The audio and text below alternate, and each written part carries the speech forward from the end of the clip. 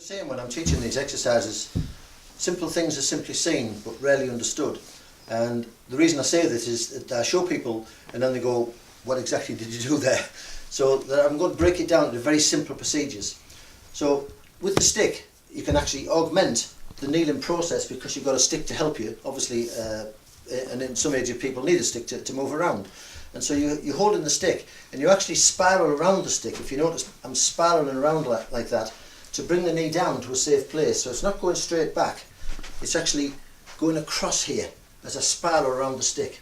Now if you felt that you may fall to the floor or injure your knee in any way, shape or form, if we simply put a cushion to the floor and just spiral around to it and slowly lower yourself down. The dynamics of this kneeling process are very important also for the hips and pelvic and knee balance.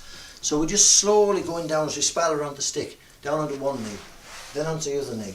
And then while we're on both knees, we can open the hips up. It's very important. It's not just kneeling or bringing the leg out. You're actually opening the hip here. And that helps with hip mobility. And in Japan, where people classically sit cross-legged from youth to old age, basically their hips are much healthier than ours. Hip replacement in Japan is virtually unknown because they don't sit in chairs. So we need to do something that alleviates the stresses of being posturally set in a chair. And this hip opening exercise is really of great value there. So, and also, coming onto the toes. If you haven't got the agility yet to go on the toes, it's fine to do this exercise on flat feet and on a cushion and kneeling down and just moving. And as we climb out of that process, we're opening the hip. We're opening the hip.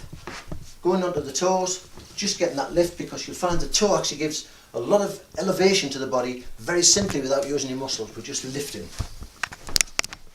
Another very important concept as we're performing these procedures is that quite often people will get up from a kneeling position and still be looking at the floor and create a one curve in the spine, which is really compromising the dynamics of the spine. The upright spine has three curves in it, and it's actually designed in such a way that the body follows the head.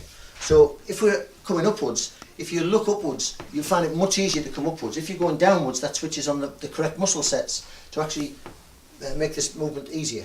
So again, the direction you want to move in, look with your head and eyes first, and you'll find that the spine and the body then follow in a very economic and organised way.